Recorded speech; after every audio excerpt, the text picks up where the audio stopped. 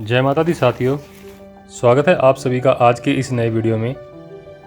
पिछले एपिसोड में आपने देखी थी हमारी कटरा से लेकर अर्धकुंवारी तक की यात्रा, जिसमें हमने माता रानी की कथा के साथ साथ यात्रा के बीच में पड़ने वाले मुख्य पड़ाव जैसे बाणगंगा, चरण पादुका आदि के बारे में और ये पड़ाव क्यों महत्वपूर्ण है और इनके पीछे क्या कहानी है इसके बारे में हमने बताया था। अगर आपने हमारा पिछला एपिसोड नहीं देखा है तो आप ऊपर दिए गए आई बटन पर क्लिक करके भी उस एपिसोड को देख सकते हैं। इसके अलावा आप वीडियो के एंड में जाकर भी कार्ड पर क्लिक करके उस वीडियो को देख पाएंगे। आज के इस वीडियो में हम अर्धकुंवारी से लेकर माता रानी के भवन तक नए हिमकोटी मार्ग से जाएंगे और फिर भवन से वापसी करेंगे हम भैरव मंदिर होते हुए पुराने पारंपरिक मार्ग से, जिसमें हम भैरव मंदिर से हेलीपैड के करीब से सांझी छत होते हुए वापस आएंगे। साथ साथ आपको ये भी बताएंगे कि अगर आपको वापसी के लिए प्रसाद और यहाँ के फेमस अखरोट, बादाम वगैरह आप घर लेकर जाना चाहते हैं तो कौन कौन सी भरोसेमंद दुकानें हैं जहाँ से आप बेधड़क अपनी मर्जी का सामान सही रेट्स पर खरीद सकते हैं। तो दोस्तों, बिना देर किए करते हैं अपने आज के इस वीडियो की शुरुआत और वीडियो में बढ़ते हैं आगे। अर्धकुंवारी गुफा श्री माता वैष्णो देवी की यात्रा में चौथा और मुख्य पड़ाव है, जहां रोजाना हजारों भक्त दर्शन के लिए आते हैं। यह गुफा माता वैष्णो देवी यात्रा मार्ग पर लगभग आधे रास्ते पर स्थित है। यात्रा के दौरान अर्धकुंवारी गुफा का विशेष महत्व माना जाता है। पुराणों के अनुसार अर्धकुंवारी गुफा को दूसरे नाम गर्भजून गुफा के नाम से भी जाना जाता है। इस गुफा का नाम गर्भजून इसलिए पड़ा क्योंकि जब भैरवनाथ माँ वैष्णो का पीछा करते हुए त्रिकुटा पर्वत की श्रृंखला तक पहुंच गया तो माँ वैष्णो ने अर्धकुंवारी गुफा में विश्राम करने और ध्यान लगाने का निर्णय किया। जैसे एक बच्चा अपनी माँ की कोख में 9 महीने तक रहता है, वैसे ही माँ वैष्णो ने अर्धकुंवारी गुफा में 9 महीने तक ध्यान लगाया था। इसलिए अर्धकुंवारी गुफा गर्भजून के नाम से प्रसिद्ध है। अर्धकुंवारी गुफा लगभग 15 फीट लंबी है और समुद्र तल से लगभग 4800 फीट ऊपर स्थित है और यह चरण पादुका मंदिर से लगभग 5 किलोमीटर की दूरी पर है। दोस्तों, अर्धकुंवारी पहुंचने पर सबसे पहला काम जो आपको करना है वो है आपको गर्भजून की पर्ची लेना। इसमें आपको आपके लिए बैच नंबर मिल जाएगा। पर्ची के लिए काउंटर मंदिर परिसर के लेफ्ट साइड में बना हुआ है। आप देख सकते हैं लोग अपने अपने बैच का इंतजार कर रहे हैं और अभी जो सामने स्क्रीन पर नंबर दिखाई दे रहा है वो है 550 यानी कि 550। देखते हैं हमें कौन से बैच की पर्ची मिलती है।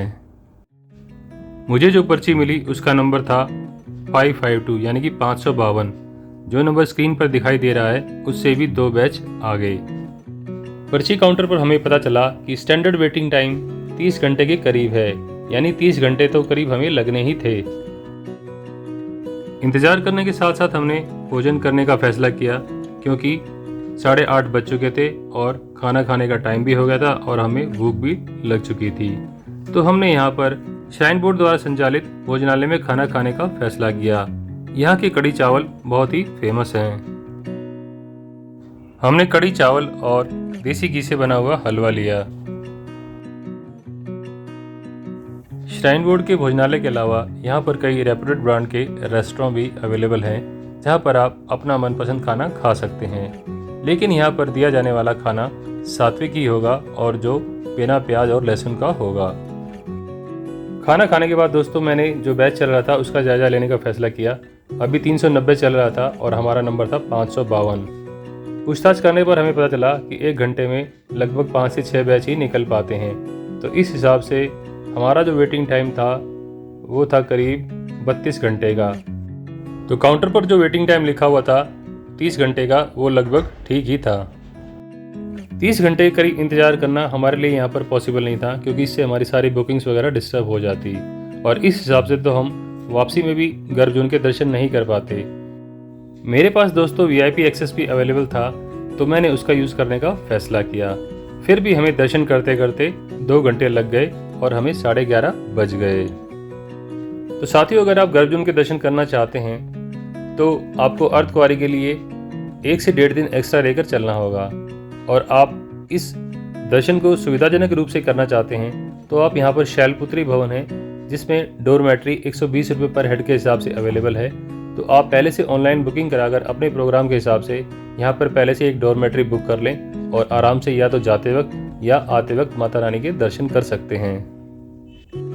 अगर दोस्तों डॉर्मेट्री आपको अवेलेबल नहीं हो पाती है तो आपको यहाँ पर कंबल लेने होंगे और आपको 100 रुपये पर कंबल के हिसाब से यहाँ पर जमा कराना होगा, जिसके लिए भी आपको काफ़ी देर लाइन में लगना होगा। आपको फिर खुले में ही रात बितानी पड़ेगी और वापसी में जब आप कंबल जमा कराएंगे तो आपके 100 रुपये वापस मिल जाएंगे। गर्जुन के दर्शन करने के बाद दोस्तों हमने नए वाले मार्ग जो कि हिमकोटी के नाम से जाना जाता है वहाँ से जाने का फैसला किया, जिसके लिए रास्ता अर्धकुंवारी भवन के पास से ही एक छोटी सी गुफा से होकर जाता है। पुराने वाला मार्ग रात्रि के समय यात्रा करने के लिए सुरक्षित नहीं है क्योंकि वहाँ पर ज़्यादा सुविधाएं अवेलेबल नहीं हैं। दोस्तों अगर आप गर्मियों के दिनों में माता रानी के दर्शन के लिए ये यात्रा करना चाहते हैं तो इस यात्रा को रात्रि के समय ही करें क्योंकि दिन में यहाँ पर बहुत ज़्यादा गर्मी हो जाती है। यहाँ पर दोस्तों मेरा एक और सजेशन है, अगर आप यहाँ पर रुकने की ज़रूरत महसूस करते हैं और कंबल की लाइन में वेस्ट होने वाले टाइम को बचाना चाहते हैं तो आप अपने लिए घर से कोई चद्दर वगैरह लेकर आ जाएं, तो आपको कंबल की लाइन में जो आपके कई घंटे वेस्ट होने वाले हैं वो आपके यहाँ पर बच सकते हैं। नया हिमकोटी मार्ग साइड से पूरी तरह जाली से और ऊपर की तरफ से लोहे की टीनों से कवर्ड है। इस मार्ग पर आपको चलते हुए एक जैसा ही महसूस होगा। अर्धकुंवारी भवन से निकलने वाला रास्ता यहाँ पर आकर हिमकोटी मार्ग से मिल जाता है। दोस्तों दिन के समय जो बंदर इस यात्रा मार्ग पर उछल कूद करते हैं अभी रात को ये यहाँ पर आराम फरमा रहे हैं। इस यात्रा मार्ग पर जगह जगह पर श्राइन बोर्ड के द्वारा प्लास्टिक बोतल कलेक्शन मशीन्स लगाई गई हैं जो कि एनवायरनमेंट सेविंग के लिहाज से एक काफ़ी अच्छा स्टेप है। आप अपनी खाली प्लास्टिक बोतल को यहाँ पर डिस्पोज कर सकते हैं। आप वीडियो में अभी तक बने हुए दोस्तों तो इसका मतलब है वीडियो आपको पसंद आ रही है। तो आप वीडियो में आगे बढ़ने से पहले अगर आपने अभी तक वीडियो को लाइक नहीं किया है तो वीडियो को लाइक और चैनल को सब्सक्राइब करना बिल्कुल भी ना भूलें। भोजनालय आपको यहाँ पर भी देखने को मिल जाएगा जो कि सत्य भोजनालय के नाम से है। हिमकोटी मार्ग पर एक डोसा पॉइंट भी है जो काफ़ी फेमस है। यह दिन के टाइम ऑपरेशनल रहता है। अगर आप यहाँ कभी दिन के टाइम आते हैं तो आप ज़रूर ट्राई कीजिएगा। इस पॉइंट के बाद दोस्तों थोड़ा सा आगे चलने पर आपको माता रानी के जगमगाते हुए भवन का काफ़ी खूबसूरत नज़ारा दिखाई देने लगता है। आप देख सकते हैं सामने भवन है और भवन की राइट साइड में जाने वाला कॉरिडोर है। उसके ऊपर राइट साइड पर भैरव मंदिर जाने का रास्ता है जिस पर लाइटें जगमगा रही हैं। यह नज़ारा रात को काफ़ी खूबसूरत दिखाई दे रहा है। इस पॉइंट से थोड़ा सा आगे चलने पर दोस्तों भवन परिसर शुरू हो जाता है और सबसे पहले आपको मनोकामना भवन दिखाई देगा। मनोकामना भवन पर डॉर्मेट्री और भोजनालय दोनों की सुविधा मौजूद है। डॉर्मेट्री में दोस्तों आपको बिना बिस्तर का बेड मिलता है जिसके लिए आपको कंबल स्टोर से कंबल किराए पर लेने होंगे। डॉर्मेट्री की बुकिंग आपको ऑनलाइन ही करानी पड़ेगी। जिन लोगों को डॉर्मेट्री नहीं मिल पाती है और वो यहाँ पर रेस्ट करना चाहते हैं तो वो लोग भी यहाँ पर कंबल स्टोर से कंबल किराए पर लेकर जहाँ पर भी जगह मिलती है वहीं पर सो जाते हैं।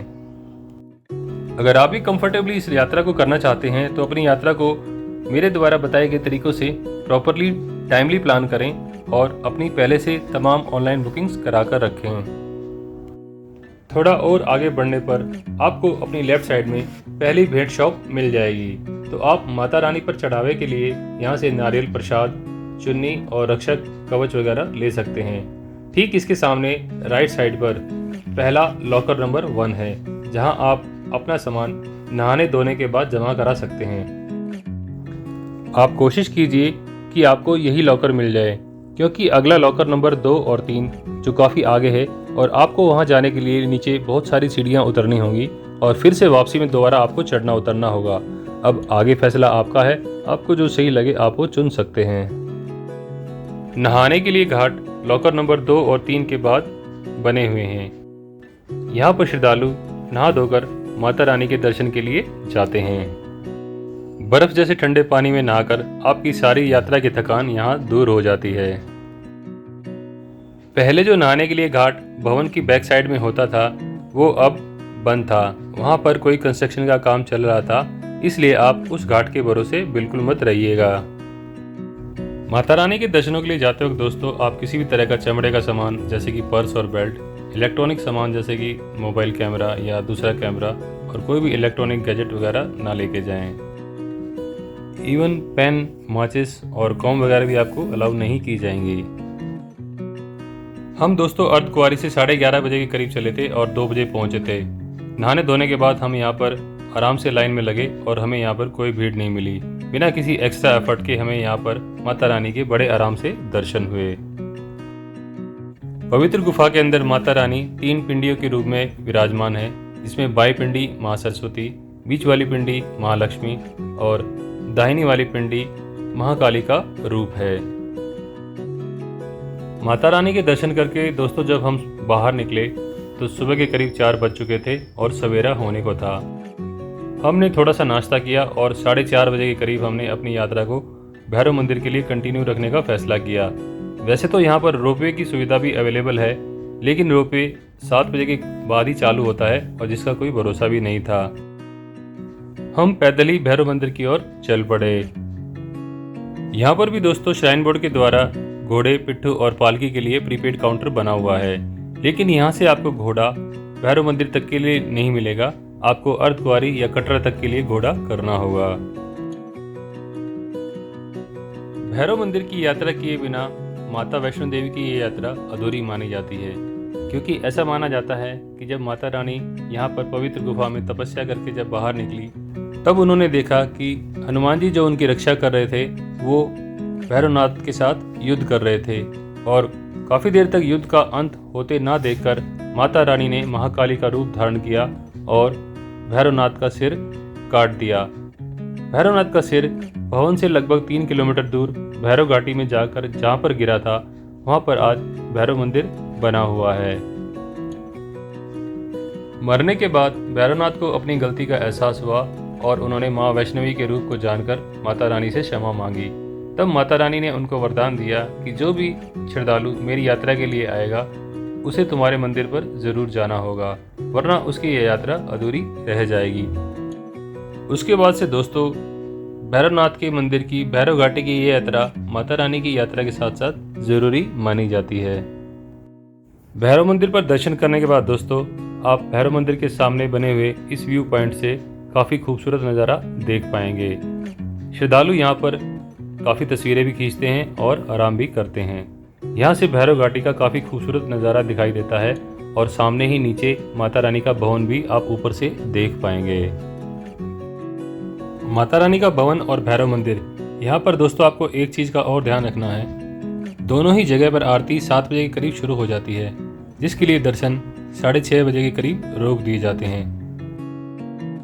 उसके बाद दोनों मंदिर परिसर 8:15 बजे के करीब खुलते हैं, यानी कि 1.5 से लेकर 2 घंटे तक श्रद्धालु दर्शन नहीं कर पाते, और जैसे ही दर्शन खुलते हैं तो काफ़ी भीड़ हो जाती है। तो इसलिए आप कोशिश करें कि दोनों ही जगह पर आप 6:30 बजे से पहले दर्शन कर लें। दोस्तों सुबह के बज गए हैं 6:30 और हमने सुबह 4 बजे के लगभग हमने भवन पे दर्शन कर लिए थे, और 4 बजे के बाद ब्रेकफास्ट वगैरह करके 4:30 बजे भैरव मंदिर की चढ़ाई शुरू करी, और अब 6:30 बजे भैरव मंदिर के दर्शन कर लिए हैं। इसके बाद हम अपनी यात्रा को रिवर्स में स्टार्ट करेंगे। अब वापस भैरव मंदिर से कटरा के लिए जाएंगे। साथियों, भैरव घाटी से अर्धकुंवारी जाने वाला रास्ता सांझी छत होते हुए जाता है। यह पुराना पारंपरिक मार्ग है जो जंगल के बीच से होकर गुजरता है। यहाँ पर आपको लंगूरों की काफ़ी तादाद देखने को मिल जाएगी। इस पूरे रास्ते पर लंगूरों के झुंड धमाल चौकड़ी मचाते हुए आपको नजर आएंगे।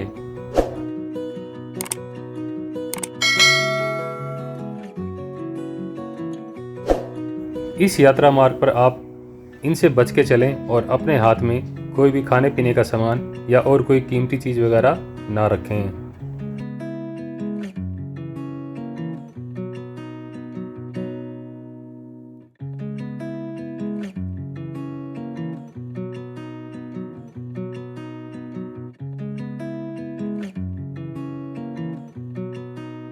इस यात्रा मार्ग पर आपको जंगल में अलग अलग तरह के पक्षी और जानवर भी देखने को मिल जाएंगे।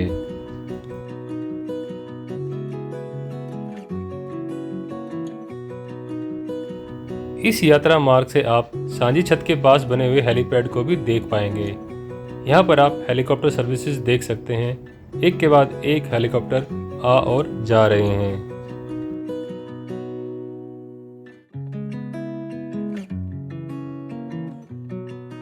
अगर आप यहाँ पर हेलीकॉप्टर से आना चाहते हैं तो आपको इसके लिए एडवांस बुकिंग करानी होगी, जो कि श्राइन बोर्ड की वेबसाइट पर अवेलेबल है। नीचे कटरा में श्राइन बोर्ड के निहारिका भवन से भी आप इसकी बुकिंग करा सकते हैं।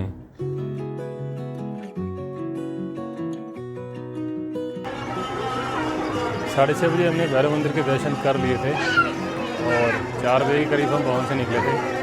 कल शाम 5 बजे से लेकर अभी तक लगभग चल ही रहे हैं। कल रात को लगभग 3 घंटे के करीब हमें अर्धकुंवारी में लगे थे, जिसमें हमने गर्भजून के दर्शन किए। 5 बजे से लेकर अभी सुबह के 6:30 बजे तक, यानी कि 13.5 घंटे, 13.5 घंटे तक कंटिन्यू चलना ही हो रहा है। दोस्तों, अगर आप इस पावन यात्रा के खूबसूरत वातावरण में कुछ दिन गुजारना चाहते हैं तो यहाँ पर मंगला भवन भी है, जिसकी बुकिंग आप श्राइन बोर्ड की वेबसाइट से करा सकते हैं। अगर आप लकी होंगे तो आपको ये बुकिंग मिल जाएगी, लेकिन इसके लिए आपको काफ़ी दिनों पहले ये बुकिंग करानी पड़ेगी, तभी आपके चांस बन सकते हैं। सुबह के करीब 8 बजने को हैं और हम सांझी छत पहुंच गए हैं। लेफ्ट साइड से जो नीचे से रास्ता आ रहा है ये अर्धकुंवारी से आ रहा है।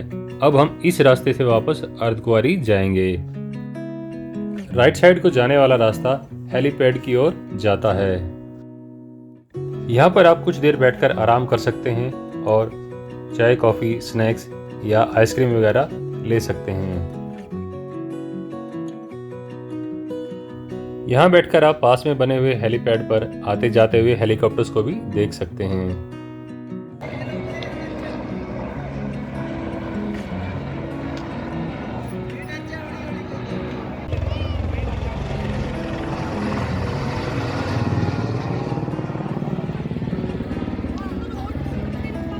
यहाँ बैठकर कुछ भी खाते पीते वक्त दोस्तों आपको बंदरों से सावधान रहना होगा, वरना इनको मौका मिला नहीं कि आपके हाथ से चीज़ गायब। हाँ जी, कैसे महसूस हो रहा है बंदर के साथ आइसक्रीम शेयर करके? कैसे महसूस हो रहा है? मुझे बिल्कुल अच्छा नहीं लग रहा। मेरी आइसक्रीम चली गई है, मेरा मन कर रहा है मैं उससे वापस छीन लूँ। लिया और जाके दोस्तों हम लोग गए थे अर्धकुंवारी से, जो नया वाला रास्ता है वहाँ से गए थे, लेकिन जब अभी भैरव मंदिर से आए हैं तो जो रास्ता नीचे आता है वो सांझी छत पर आकर मिलता है और वो रास्ता इस पुराने वाले रास्ते पे आके मिल जाता है जो अर्धकुंवारी ले जाता है। ताराकोटी वाला रास्ता काफ़ी इजी है और उस पर ज़्यादा रौनक नहीं है, कोई दुकानें वगैरह नहीं है और कोई घोड़े वगैरह भी नहीं चलते। लेकिन ये जो अर्धकुंवारी से पुराना रास्ता ऊपर जाता है इस पर काफ़ी रौनक है, आपको बीच बीच में दुकानें भी मिल जाएंगी और अक्सर घोड़े भी इस पे चलते हैं। जो घोड़े की घुंघरू की आवाज़ है वो और जय माता दी का शोर दोनों ही जोश को बढ़ाते हैं भवन तक हमें पहुंचाने के लिए। जय माता दी। अभी दोस्तों बजने वाले हैं 9 और मैं पहुंचने वाला हूं अर्धकुंवारी। यहाँ पर हम 10 मिनट का ब्रेक लेंगे और उसके बाद अपनी आगे की यात्रा जारी रखेंगे।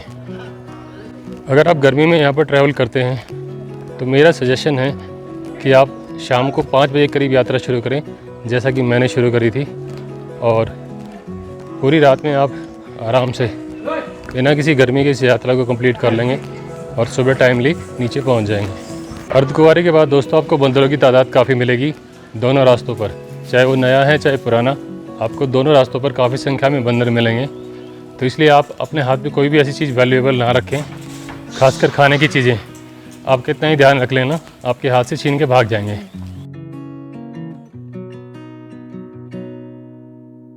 जो लोग यहाँ पर आने के लिए पहले से काफ़ी लंबा प्लान करके रखते हैं तो वो अगर कंफर्टेबल अगर अपनी जर्नी चाहते हैं, खासकर ये चढ़ाई वाली, तो एडवांस में जो है श्री वैष्णो माता श्राइन बोर्ड की जो साइट है उस पर अपनी अर्धकुंवारी पे कोई ना कोई एक रूम बुक करा लें और वो आपको काफ़ी इजी हो जाएगा।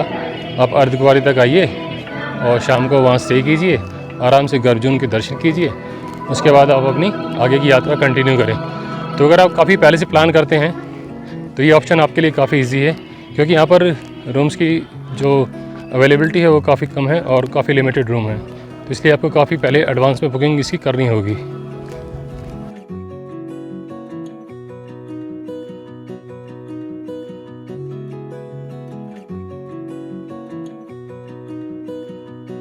जैसा कि मैंने आपको पहले भी बताया था, अर्धकुंवारी पर आप शैलपुत्री भवन में डोरमेट्री ऑनलाइन बुक करा सकते हैं। आप यहाँ पर जब आएंगे तो आप एक बार काउंटर पर भी ट्राई करें, हो सकता है आपको यहाँ पर डोरमेट्री मिल जाए। डोरमेट्री का चार्ज 120 रुपीज़ पर हेड है। रात को जब 9 बजे के करीब दोस्तों हम यहाँ से निकले थे तो बैच चल रहा था 390 यानी कि 390। अब जो बैच चल रहा है वो है 445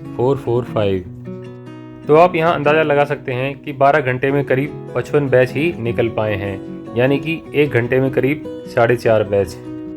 हमें जो बैच नंबर मिला था वो था 552, यानी कि इस बैच से भी 107 नंबर आ गए। तो अब आप यहाँ पर अंदाज़ा लगा सकते हैं कि अगर हम अपने बैच के अकॉर्डिंग दर्शन करते हैं तो हमें लगभग 24 घंटे और इंतज़ार करना होगा। 12 घंटे बीत चुके हैं, 24 घंटे और, यानी कि यहाँ पर स्टैंडर्ड वेटिंग टाइम जो हमारा बना वो है 36 घंटे। वेटिंग टाइम ज़्यादा होने की वजह से अक्सर लोग गर्भजून के दर्शन को स्किप कर ही देते हैं। अर्धकुंवारी पर कुछ देर रुकने के बाद दोस्तों हम पुराने यात्रा मार्ग से ही वापस कटरा पहुँचे। सुबह सुबह के टाइम यात्रा पर जाने वाले श्रद्धालुओं का जोश देखते ही बन रहा था। अर्धकुंवारी से कटरा दोस्तों हम 12 बजे के करीब पहुँचे, जहाँ से हम अपने होटल गए और होटल में खाना खाने और कुछ देर आराम करने के बाद हम वापस कटरा के मेन बाज़ार पहुँचे, जहाँ से हमें घर ले जाने के लिए प्रसाद और जो यहाँ के फेमस अखरोट और बादाम वगैरह हैं वो लेने थे। दोस्तों प्रसाद, ड्राई फ्रूट या घर पर ले जाने के लिए कोई भी सोवेनियर्स वगैरह अगर आप लेना चाहते हैं या आप कोई और भी शॉपिंग यहाँ पर करना चाहते हैं तो उसके लिए कटरा का मेन बाज़ार सबसे बेस्ट है, क्योंकि यहाँ पर दोस्तों बड़ी दुकानें हैं और उनकी एक अलग रेपुटेशन है। यात्रा मार्ग पर पड़ने वाली दुकानों से बेहतर यहाँ की दुकानें हैं, क्योंकि यात्रा मार्ग पर आपको एक चलता हुआ श्रद्धालु समझकर हो सकता है कुछ भी पकड़ा दिया जाए। हमने जो घर के लिए प्रसाद और ड्राई फ्रूट्स वगैरह लिए वो हमने इस दुकान से लिए और हमें यहाँ के प्राइस और क्वालिटी दोनों ही काफ़ी सेटिस्फैक्ट्री लगे हैं। हमें इनके किसी भी आइटम से किसी भी प्रकार की कोई शिकायत नहीं है। इसी के साथ दोस्तों माता रानी की ये पावन यात्रा हमारी यहीं पर खत्म होती है। अब हमें रात को अपनी बस पकड़नी है और वापस घर जाना है। अगर आपको वीडियो अच्छी लगी है और वीडियो में कुछ भी इन्फॉर्मेटिव लगा है आपको, तो आप वीडियो को एंड करने से पहले वीडियो को लाइक करना, और अगर आपने अभी तक चैनल को सब्सक्राइब नहीं किया है तो चैनल को सब्सक्राइब करना बिल्कुल भी ना भूलें। तो दोस्तों मिलते हैं अपने किसी नेक्स्ट वीडियो में, तब तक के लिए जय माता दी। माता रानी आप सबको खुश रखे।